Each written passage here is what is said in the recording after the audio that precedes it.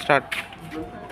Dear friends, మేము మీకు గొప్ప శుభవార్తను తెలియపరుస్తున్నాం. శుభవార్తని తెలియజేస్తున్నాం.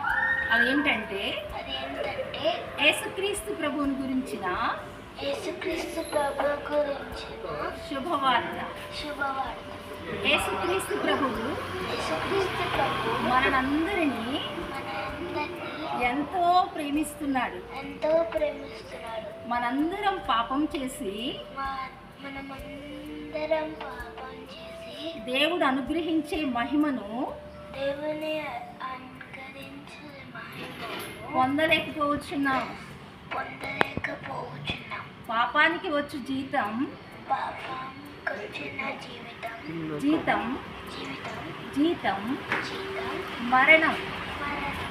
అంటే అంటే నరకం. నరకం. మనం నరకానికి వెళ్ళటానికి మనమందరం నరకానికి వెళ్ళడానికి దేవునికి ఇష్టం లేక దేవునికి ఇష్టం లేక దేవాది దేవుడే దేవాది దేవుడే ఆ పరలోకం నుండి ఆ పరలోకము నుండి మన కోసం దిగి వచ్చాడు. దిగి వచ్చాడు. మనందరి నిమిత్తం మనందరం నిర్మిస్తాం. మనకు రావాల్సిన పాప శిక్షణ అంతటిని మనందరికి పాప జీవితం మన పాప శిక్షణ అంతటిని మన పాప శిక్షమంతటిని ఆయన మీద వేసుకున్నాడు. ఆయన మీద వేసుకున్నాడు. మన పక్షంగా ఆయన క్రయధనాన్ని చెల్లించాడు. మనం ఏమీ చేయని అవసరం లేదు, కానీ కేవలం యేసుక్రీస్తు ప్రభువునందు విశ్వాసం ఉంచి మన పాపములను గురించి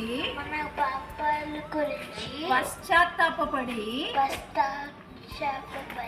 ఒప్పుకొని విడిచిపెట్టిన ఎడల చాలు. దేవుడు మనల్ని క్షమిస్తాడు.